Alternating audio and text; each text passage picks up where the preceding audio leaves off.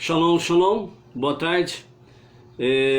Estamos, pela graça bendita de Hashem, reunidos para a tarde com a Torá, o nosso encontro diário para trazermos um pouco da luz da Torá, a luz da Shekhinah, da presença divina, e assim podermos realmente fazendo com que tenhamos aí diariamente, através das porções da Torá semanal e através do dia a dia, a nossa aliá, a nossa chamada Torá diária.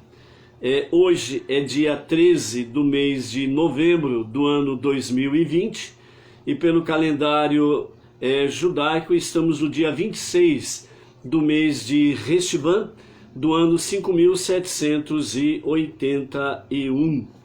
E hoje nós estamos na nossa sexta aliá, e a nossa sexta aliá, ela está no capítulo 25 de Bereshit, e vamos do verso 1 até o verso 11, onde nós estaremos fazendo a nossa sexta aliá, a penúltima chamada à leitura da Torá, da nossa semana, da nossa Parashá Hayye Sara, a vida de Sará.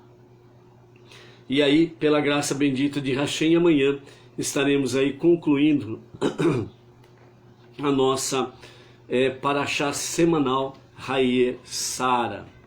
Baruch atah Adonai Eloheinu melech haolam she'akol nהיה b'divaro.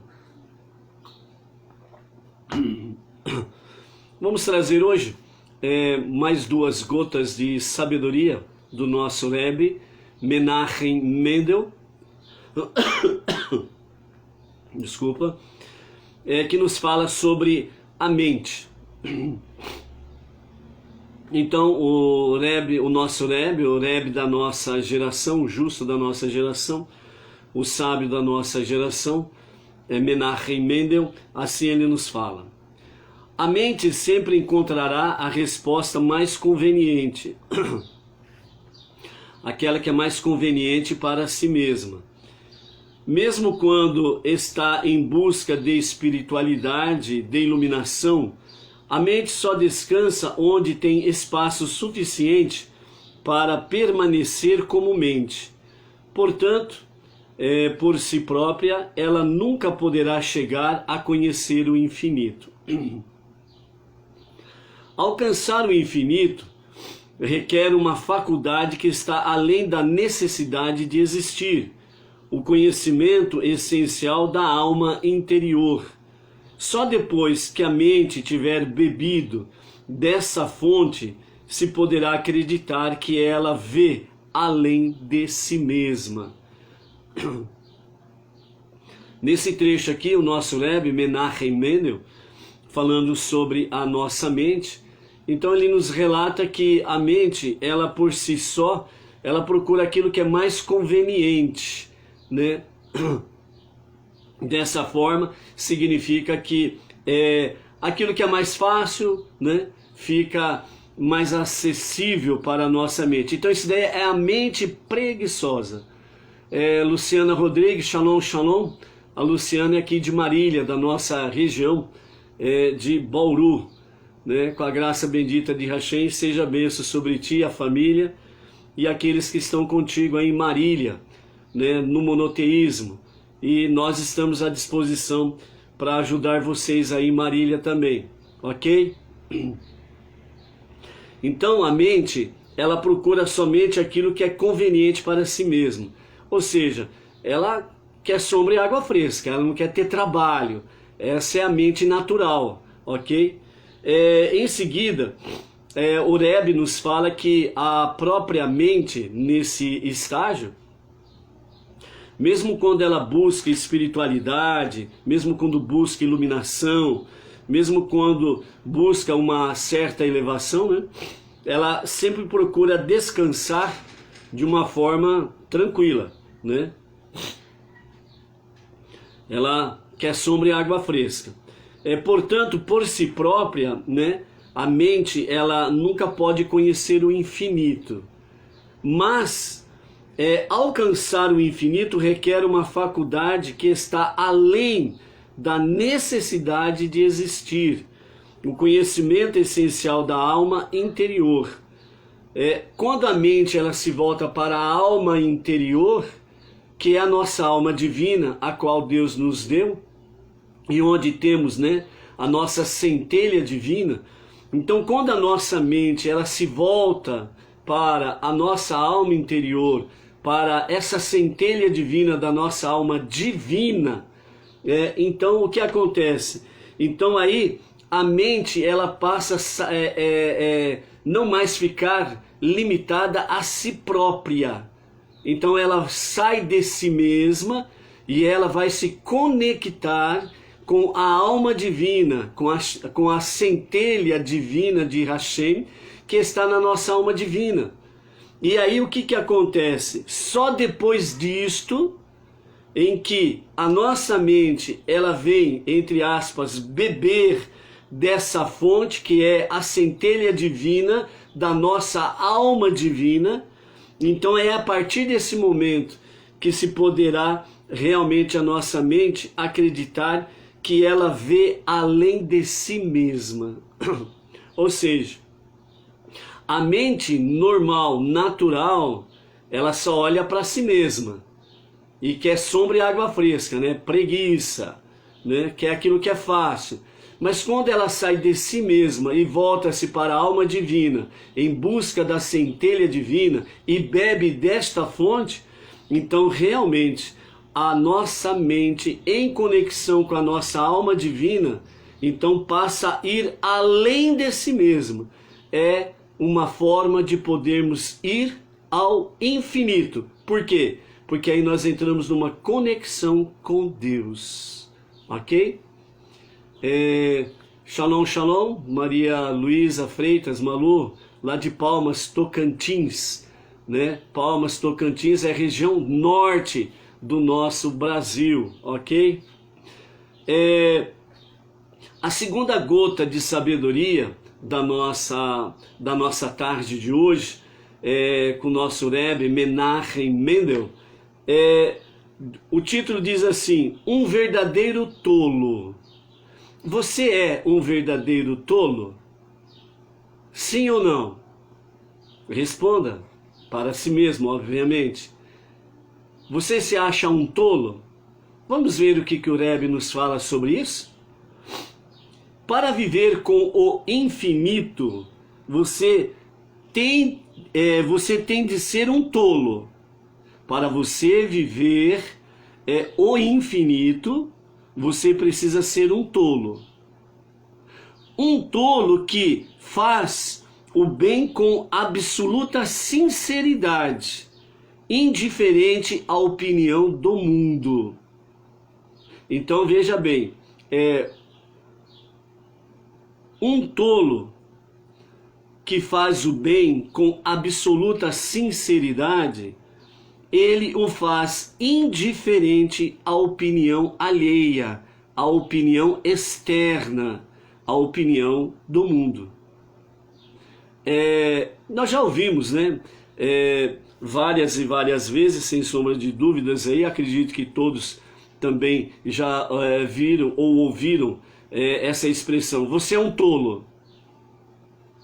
E geralmente quando você escuta isso é porque você está fazendo bem a alguém.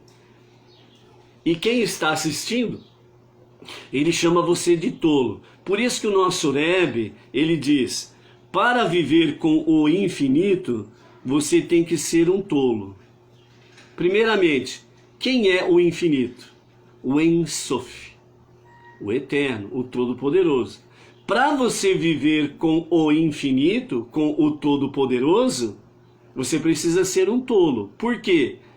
Porque o mundo, as pessoas externas, elas estão aí. Opinião contrária àquilo que é do agrado de Deus. Então, para você viver com o infinito, o todo-poderoso, o Ein Sof, o eterno, você precisa ser um tolo. E um tolo que faz o bem com absoluta sinceridade, indiferente da opinião do mundo.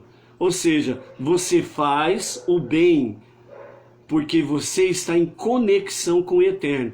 Porque a sua mente entrou em conexão com a sua alma divina, buscou a fonte da centelha divina que habita dentro de você, na sua alma divina. E nessa conexão, a mente sua mais a sua alma divina, onde está a centelha divina, você se conectou. Não com o seu eu, o seu ego, o seu egoísmo, a sua mente. Mas a sua mente saiu de si mesma, saiu do seu eu e foi buscar uma conexão com a sua alma divina. E com essa conexão com a sua alma divina, você foi para a conexão com a centelha divina de Deus, que colocou no interior de cada vida. Dessa forma, nessa conexão, então você passa a ser um tolo, que faz o bem de forma absoluta, com sinceridade, independendo da opinião alheia, independendo da opinião externa. Ou seja, você não se deixa influenciar pelas opiniões externas, principalmente quando elas são negativas e sem a base da Torá. Então, nessa conexão, o Rebbe continua nos dizendo, aprenda com este mundo em que vivemos. O mundo é tolo, só que um tolo sem inteligência e estúpido. Seja você um tolo que vai além da mente, totalmente contrário ao mundo tolo, que é sem inteligência e é estúpido. Você pode ser um tolo, sábio, inteligente, que faz segundo o padrão da Torá. Então esse tolo, né, é exatamente para confundir esses que estão por aí, que se dizem grandes entendidos, e aqueles que andam segundo o padrão da Torá, que andam segundo o padrão dos ensinamentos judaicos, né? Esses dizem que você é um tolo, mas você é um tolo que não é nem estúpido e nem que lhe falta inteligência, porque você está conectado com a centelha divina da tua alma divina, que está em conexão com o En Sof, o infinito, o todo-poderoso. Ok? Shalom, shalom, Vinícius Costa, lá de Ribeirão Preto, né, que está conosco aqui nessa tarde também, né, com a graça bendita de Hashem, juntos para podermos sermos tolos diante de todos e diante do mundo, mas um tolo com inteligência e um tolo que vive, né, na luz da Torá, na luz dos olhos do Eterno, e dessa forma vai cumprindo a sua missão no dia a dia, né, dissipando a escuridão e estabelecendo a presença de Hashem. Ok? Vamos lá então para aliar nossa leitura diária, a leitura da Torá com os comentários de Rashi. Então a nossa leitura de hoje, a sexta leitura, ela está no capítulo 25 de Bereshit, Gênesis, e nós vamos ler do verso 1 até o verso 11 da nossa aliá de hoje, né? Ser tolo assim é a melhor coisa. É isso daí, Maria Luísa.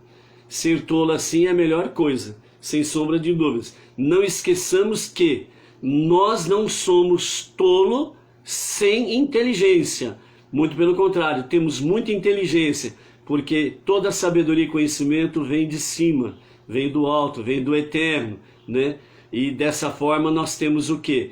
Temos a inteligência de Deus e nós temos a expertise do Todo-Poderoso. Portanto, nós não somos capacho de ninguém. Shalom, shalom, Vânia Branco, de Patinga, Minas, que está aqui conosco também nessa tarde, né? Avani, administradores de vários grupos, Benei Noach, né? Então, Shalom, Shalom. Então, dessa forma, amados, né, nós não podemos esquecer desse detalhe, né? Não somos capachos de ninguém. O sistema do mundo aí fora, né, e o sistema que quer dominar o mundo, ele quer acabar com as suas liberdades individuais, as suas liberdades civis, para fazer de você exatamente um capacho, onde eles vêm limpar os seus pés imundos, sujos, né? Nós não somos capachos de ninguém, né? Lembrem que ontem nós falamos sobre a resposta de Golda Meir, e que foi primeira-ministra, a primeira mulher a ser primeira-ministra do Estado de Israel, e também do primeiro-ministro Menachem Begin, né, que não se acovardaram diante da opressão ou da pressão do mundo exterior, né, nem dos seus falsos amigos e nem dos seus inimigos. Ou, portanto, né, não foram capachos de ninguém. Ninguém veio pisando, não, né? Foram autênticos. Sobrevivemos ao faraó, aos campos de extermínios e etc, a Babilônia, etc, etc, e estamos bem vivos aqui. E graças a eles, nós também estamos bem vivos aqui. Baruch Hashem, né? Cássia Regina Silveira, né? Shalom, shalom. Eu esqueci da sua cidade, Cássia, desculpe aí. Eu anotei ontem, mas eu esqueci, não estou com papel aqui, né? Põe aí pra gente, fazendo favor, a sua cidade e seu estado. A Inês Martins, aqui de Pirajuí, região de Bauru, né? Estamos aí, na graça de Hashem, juntos nessa jornada do monoteísmo. Ok? Então vamos para a nossa sexta aliá, capítulo 25 de Gênesis, Bereshit, do verso 1 até o verso 11, com os comentários de Rashi. Abraão casa-se novamente com Agar, ou Ketura. Abraão casou-se com Agar novamente depois que Sara morreu, quando eles se casaram pela primeira vez. Agar tinha o estatuto legal de serva, porém, porque lhe concedera liberdade, né? Abraão lhe concedeu liberdade quando a expulsou. Abraão a desposou em segundas núpcias como uma mulher livre. Primeiro foi Agar, a serva, que foi desposada. Agora não, agora é a mulher livre que desposou Abraão. Agar, que foi chamada a partir de então de Ketura, né? A Cássia Regina é de Montes Claros, Minas, né? Temos aí mais pessoas de Minas. Agora, Marli Garcia, Shalom, boa tarde. Fala pra gente, por gentileza, a sua cidade e seu estado, ok? Escreve aí. Continuando. Ainda assim, por respeito a Sara, ele não tomou Agar como esposa no sentido pleno, e sim como concubina, isto é, sem as condições estabelecidas por um contrato nupcial.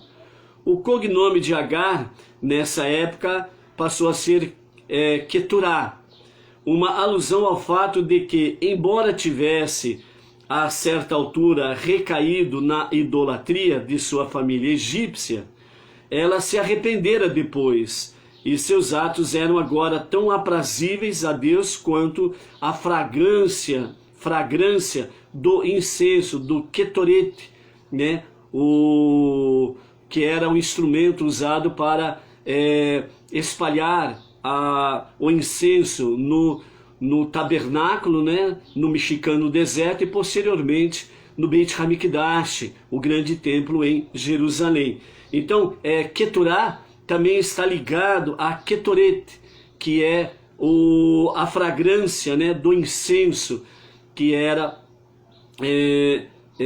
espalhado, né, dentro do templo, que significa o incenso, um bom cheiro, cheiro agradável, né, perfume, fragrância, nesse sentido. Então, além de Keturá estar ligado a Keter, a coroa, que significa isolar-se, porque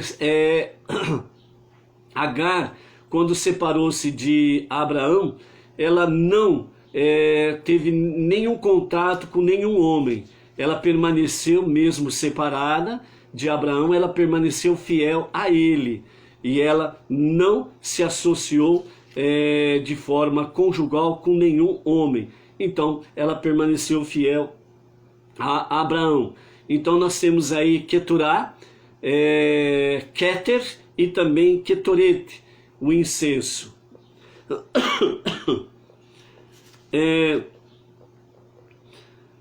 Verso 2, né? Ela deu a luz para ele depois desse segundo casamento. Então ela deu a luz para ele a Zimiran, e Iakshan, Medan, Midian, Ishbak e Shuar. Iakshan gerou Shevá e Dedã. Os filhos de Dedã tornaram-se os líderes dos Ashurim, habitantes de tendas que viviam em acampamentos. Letushim, nômades, habitantes de tendas que se espalharam em todas as direções. E Leumim, que são as outras nações. A Marli Garcia é de Formiga, Minas. Temos aí mais um mineiro conosco na nossa live aí. Shalom, shalom, Marli. Verso 4, os filhos de Midian foram Eifá, Éfer, Hanor, Avidá e Eldaá. Todos esses foram descendentes de Keturá. Embora tivesse gerado nesse interim todos esses novos filhos, Abraão deu tudo que possuía a Isaac, conforme já mencionado. Além disso, ele lhe concedeu o dom de abençoar os outros, que Deus conferira a Abraão. Abraão deu outras dádivas espirituais aos filhos da concubina, Agar, que Abraão tomara. Ele ensinou-os a manipular as forças da espiritualidade impura. Também lhes deu todos os bens materiais, que ao longo do tempo recebera de diversas pessoas e não ganhara por si mesmo, inclusive o que recebera do faraó e de Avimelech, em razão dos incidentes com Sara, visto que não obtivera esses presentes diretamente de Deus. Ele não quis usufruí-los. Enquanto ainda estava vivo, ele enviou-os em direção ao oriente, ao leste, para longe de seu filho Isaac. Esses descendentes disseminaram, pelo menos, uma forma diluída do legado espiritual de Abraão em suas novas terras. Portanto, a virilidade milagrosamente recuperada de Abraão possibilitou que as massas não judias se beneficiassem do nascimento de Isaac, assim como fizera a lactação milagrosa de Sará, quando ela amamentou seus bebês. Abraão também mandou Ismael embora com os outros filhos de Agar, mas ele voltou algum tempo antes da morte do seu pai Abraão. Nessa leitura até aqui o verso 6, o que nós temos aqui é que todos os filhos que Abraão teve com Agar, depois Keturá, todos os seus bens que ele não adquiriu através das bênçãos do Eterno, ou seja, como é citado aqui por Rashi, os bens que ele ganhou do faraó e tanto também de Avimelech, porque eles raptaram Sará, porque queriam desposá-la, mas aí depois, os anjos, da parte de Hashem, que estava ali com a responsabilidade de proteger Sará, para que o homem impuro, o não judeu, a tocasse e somente fosse preservada para Abraão, porque era o pacto e a promessa de Deus com Abraão e Sará.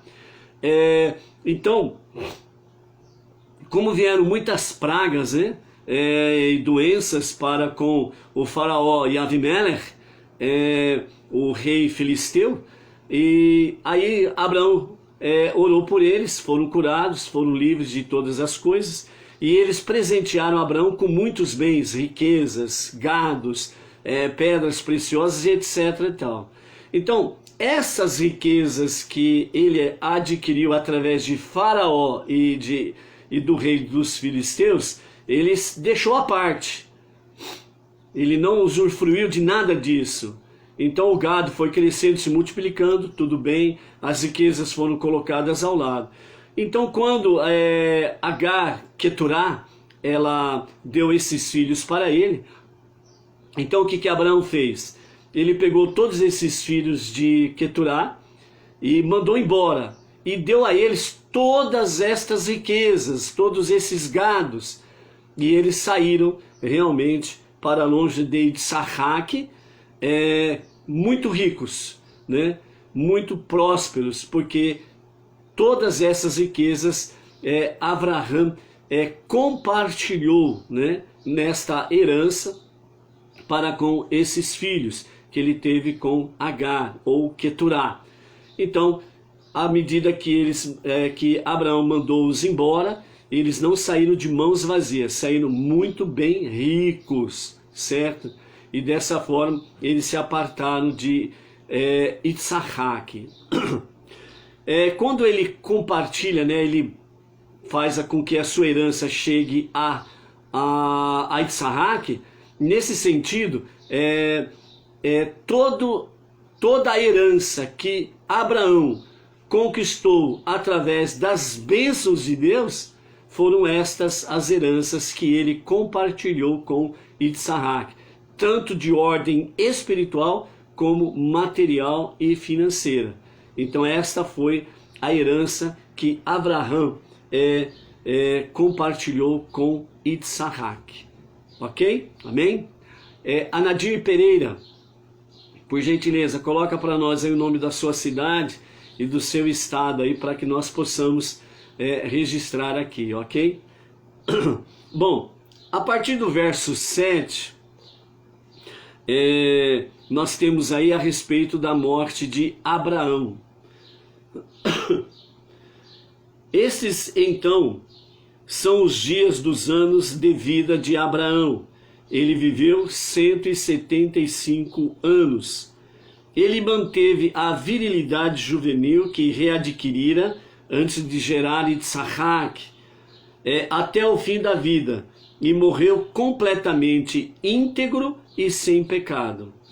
Abraão exalou o último suspiro e morreu no ano 2123, a partir da criação, em boa velhice, vendo que todos os seus descendentes permaneciam fiéis a seus ideais, como lhe fora prometido, idoso e contente, e foi reunido a seu povo na vida após a morte.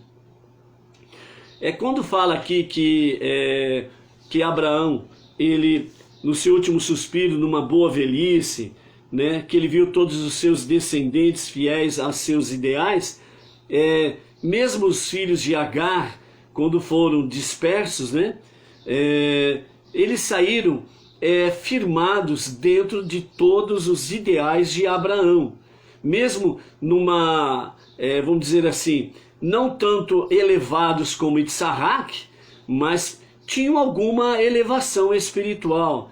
Eles saíram da casa do pai Abraão neste nível também, né? Não na mesma altura de Itzarraque, mas saíram com uma certa elevação espiritual. E Abraão viu que eles saíram, né? Que os seus filhos realmente saíram num certo nível espiritual. Então ele ficou contente com isso, porque eles saíram levando os princípios ideais de Abraão, certo?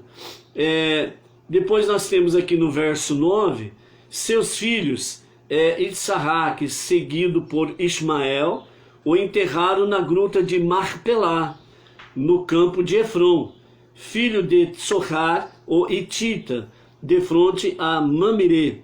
Ismael, em consideração à posição preeminente de Itzarraque na família, respeitosamente permitiu que Itzarraque encabeçasse todo o cortejo fúnebre. O campo que Abraão comprou dos hititas foi, portanto, onde Abraão e Sara, sua mulher, foram enterrados. Depois que Abraão morreu, Deus abençoou Itsarraque, seu filho, a fim de consolá-lo do luto do pai. Embora Deus tivesse concedido a Abraão o poder de abençoar as pessoas, ele mesmo, Itsarraque, segundo o comentário de Rashi, Abraão, ele teve medo de abençoar a Itsarraque, porque ele previu que de Itsarraque iria nascer o perverso Esaú.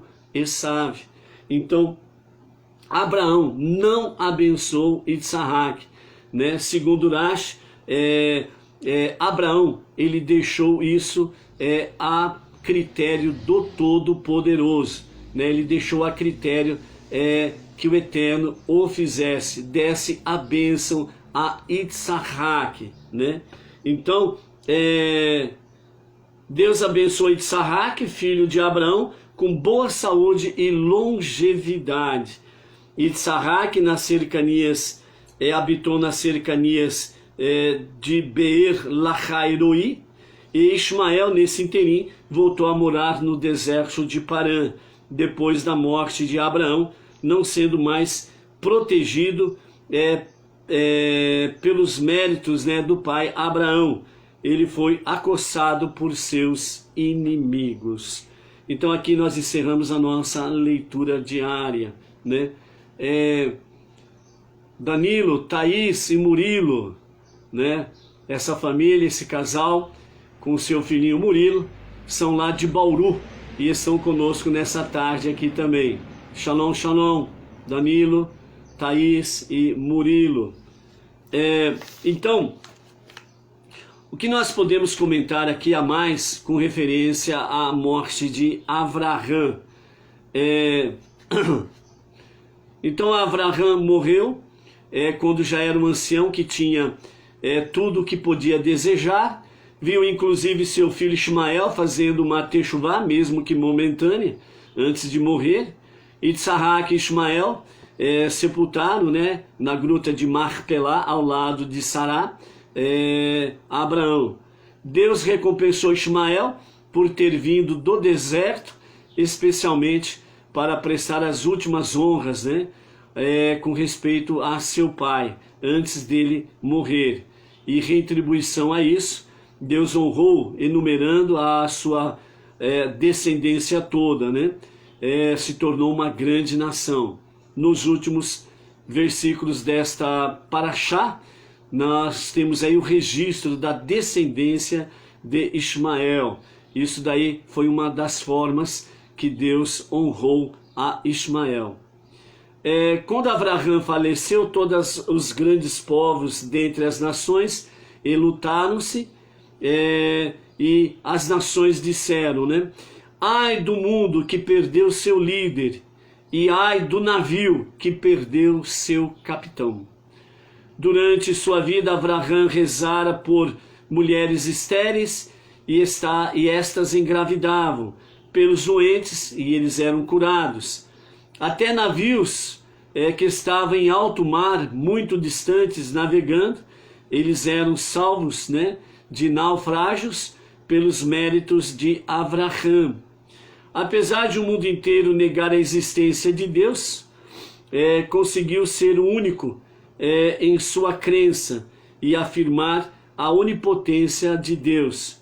Por causa disto, foi chamado Avraham Ha-Ivri, ou seja, Avraham, o hebreu. Avraham Ha-Ivri, Avraham, o hebreu, significando o homem que permanece de um lado, enquanto o mundo inteiro une forças contra ele. Ou seja, nos dias de Avraham, né, se cumpria exatamente isso daqui, né? Avraham, o hebreu, o homem que permanece de um lado, ou seja, ele escolheu o lado do Todo-Poderoso, o único Criador, o único Deus, e o mundo inteiro se voltou contra ele. E mesmo assim, ele permaneceu, né, como o significado de Ever, lado, ele permaneceu de um lado, e o lado que ele permaneceu foi ao lado do Todo-Poderoso. Quando Abraão morreu, Deus louvou da seguinte maneira, segundo nos fala os nossos sábios. Abraão era um tzadik tão grande que, se não fosse por ele, eu não teria criado o céu e a terra, diz o Eterno. Então, segundo os nossos sábios, né, quando Abraão morreu, Deus se expressou desta forma, que Abraão era um tzadik tão grande que, se não fosse por ele, eu não teria criado o céu e a terra, diz o Todo-Poderoso. Por 2000 anos, a criação do mundo, Deus estava aborrecido com as pessoas que adoravam ídolos. Quando Abraão nasceu, Deus se alegrou, pois Abraão ensinou a dezenas de milhares de pessoas a servirem o Todo-Poderoso. Abraão sabia como curar doentes com diversos tipos de remédios, né? Entre eles segulote, preces, orações, e acima de tudo curava aqueles cuja mente estava doente, os que não acreditavam em Deus. Ele os ensinava a acreditar no Criador. Então, segundo Rashi, aqueles que não acreditavam em Deus, Abraão os tratava como uma mente doente, então fazia com que eles fossem curados a partir dos ensinamentos de Abraão.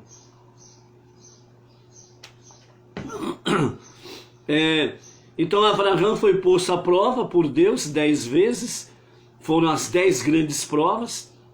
Segundo os sábios, né, uma boa parte dos sábios falam que as 10 provas não foram só 10 provas, ele continuou sendo testado, mas a intensidade das provas foram menores do que as 10 provas que foram mais elucidadas durante os estudos. Compreendeu e seguiu a Torá muito antes da outorga da Torá, ensinando a seus filhos. Ou seja, né, Abraão começou a viver as 7 leis de Noé, e depois de um período, Abraão ele passou a viver de fato, segundo os sábios, ele passou a viver de fato as mitzvot da Torá, mesmo antes dela ser outorgada, que foi outorgada no Monte Sinai com Moshe. Não houve um dia sequer em toda a sua vida em que não realizou um ato de santificação do nome divino, que no hebraico se diz Kiddush Hashem, santificação do nome divino. Ok? Aqui nós queremos enaltecer, ou chamar a atenção de cada um de nós, pelos tempos difíceis em que Abraão viveu, mas ele tomou um lado e foi firme a isso. Apesar de o mundo estar contra ele, mas ele não deixou. Ele não abandonou o lado que ele tomou uma decisão. E quando ele tomou a decisão, Abraão já começou lá na casa dos seus pais, né? Quando ele disse, existe um Deus que está além dos deuses que o meu pai constrói. Porque segundo os sábios dizem que Abraão, ele desde a sua meninice, desde da sua infância, ele observou que o seu pai ia até a floresta, ele cortava uma árvore, daquela árvore ele tirava uma parte para lenha, outra parte ele esculpia uma determinada imagem, e com as lascas que sobravam daquela imagem que ele esculpia, ia para o fogo, quer dizer, viravam cinzas, e depois o pai dele dava o polimento final, aquela imagem que ele criou, e depois ia para o mercado da cidade, e lá na cidade ele vendia, aqui está um Deus, o Deus da floresta, o Deus da juventude, o Deus da salvação, o Deus da cura, o Deus disso, o Deus daquilo. E dessa forma ele viu que o pai dele tirava da árvore, né, da madeira, e fazia um Deus e cada vez ele fazia um Deus diferente e saía vendendo. Só que o restante daquela madeira serviu para fazer fogo e virar cinzas. O que diferenciava daquele Deus, entre aspas, que o seu pai criara? Nada. Era só pegar aquele Deus, jogar no fogo e ia virar cinza do mesmo jeito. Seja o Deus de ouro, prata, bronze, seja o Deus de madeira, seja o Deus de gesso, seja qualquer imagem esculpida pelo homem. São deuses formados pelo homem. Como pode, é só parar para pensar, como pode a criatura criar um Deus? Como? A criatura criar um Deus? Não tem lógica, não tem sentido. Por isso que nós vimos aí na introdução do nosso estudo de hoje, quando o nosso Rav, o nosso Rebbe, né, Menachem Mendel, fala sobre a questão a mente e o mundo tolo. O mundo tolo, ele é estúpido e sem inteligência. Não consegue enxergar diante dos seus olhos. Por que não consegue enxergar aquilo que está diante dos seus olhos? Porque ele sofre de uma doença chamada miopia. Miopia espiritual. Não consegue enxergar além do seu nariz. Como pode a criatura criar um Deus? Depois se dobrar diante desse Deus? Lançar a sua vida a esse Deus? E dizer que esse Deus é o seu Salvador, entre aspas? Não. É inadmissível isso. Quem crê na Bíblia, a partir dos 5 primeiros livros da Bíblia, que é chamado no mundo judaico como Torá e no mundo não judaico conhecido como Pentateuco, os 5 primeiros livros da Bíblia, só há um Criador e só há um Deus que criou todas as coisas no mundo visível e no mundo invisível. E Ele que criou, formou o homem à sua imagem e semelhança, no sentido de valores éticos, morais, espirituais. No sentido de que Ele, o único Criador, Ele que criou e formou o ser humano, bem como Ele criou e formou todas as coisas no mundo visível e no mundo invisível. É Ele o único Criador e é Ele o único que deve ser adorado, reverenciado, respeitado, obedecido. Jamais o homem pode criar um Deus. Jamais o homem pode criar deuses. E tanto é que uma das grandes mitzvah que nós temos aí no princípio das Escrituras é exatamente o quê? Não adorar ídolos. Por quê? Porque os ídolos são criados pelos homens. São criados por sistemas religiosos. E nos dias atuais há muitos ídolos de prata, de ouro, de bronze, de madeira, de gesso, de pedra, de pau.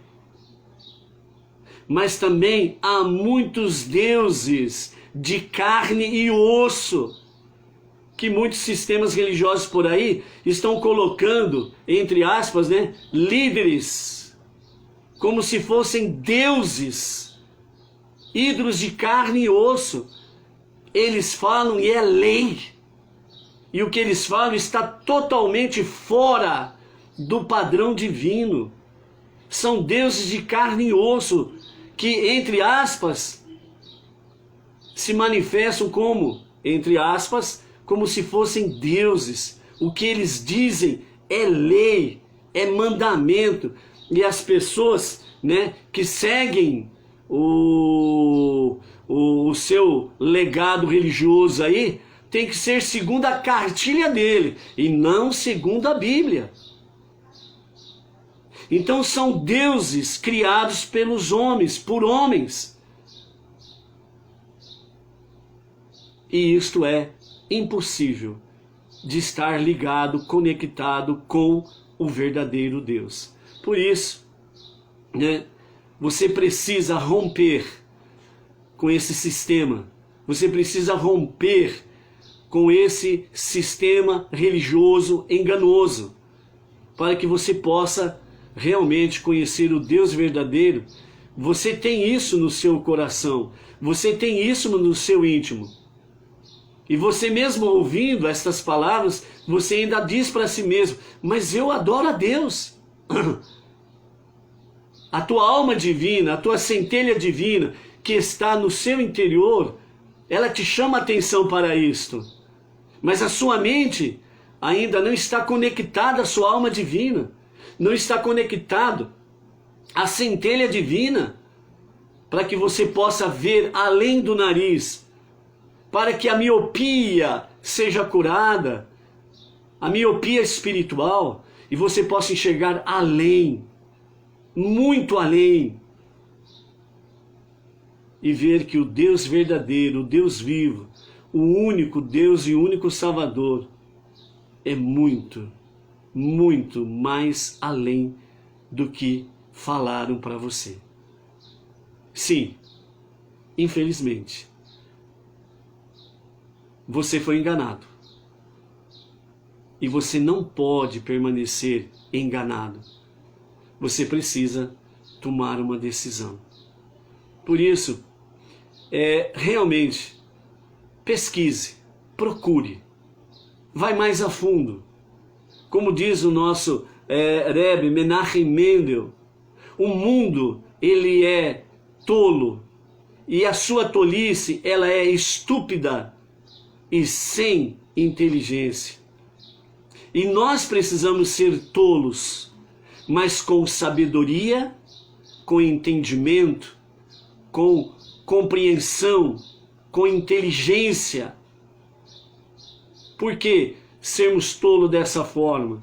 Porque o mundo natural aí fora, quando você se propõe realmente a servir o Deus único e verdadeiro, segundo os 5 primeiros livros da Bíblia, segundo aquilo que o profeta Isaías anunciou, principalmente lá no capítulo 43 de Isaías, vai lá, pegue a sua Bíblia. Você tem uma Bíblia na sua casa, mesmo que você não leia frequentemente, mas você tem uma Bíblia na sua casa. Vai lá, abre a Bíblia lá em Isaías 43, veja o que diz principalmente os versos 9 a 11, onde o Eterno fala através do profeta: fora de mim não há Deus e nem Salvador. Ele é o único Deus e o único Salvador. Qualquer outro que se apresenta por aí como Deus e Salvador é fake news, são falácias, são mentiras que estão levando para você, são mentiras que estão te ensinando erroneamente, usando meias verdades bíblicas e mais um enxerto que vem através de milênios, através de Constantino e as suas hordes que vieram através dos milênios.